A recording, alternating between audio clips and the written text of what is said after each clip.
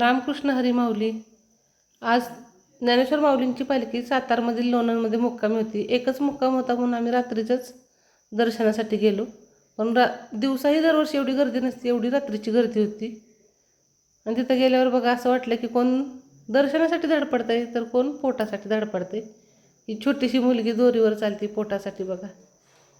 आणि ही माऊलींची पालखी आहे बघा. एवढी छान सजवली, एवढी छान आहे. पालखी बघून अगदी मन प्रसन्नच झालं.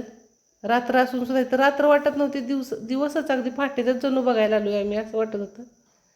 पालखीचं दर्शन घेऊन आम्ही रथाचं पण दर्शन घेतलं. रथ पण यंदा नवीनच आहे.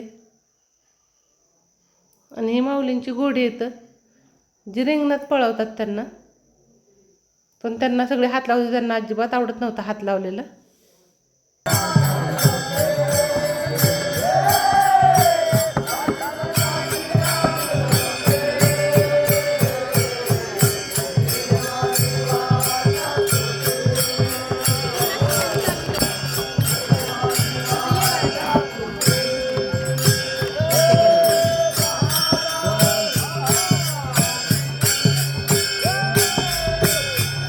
दर्शन घेऊन झालं की आम्ही मग भेळ घेतली होती सगळ्यांना.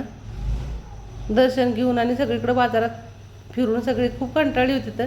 आणि चालायला पण खूप लांब आहे एस टीला बसायला, पुन्हा माघारी जायला. मग सगळ्यांनी भेळ खाल्ली आणि घरी जायचं आता ठरलं. तर जर तुम्हाला माझा व्हिडिओ आवडला असेल तर व्हिडिओला लाईक करा आणि चॅनलला सबस्क्राईब करा. धन्यवाद.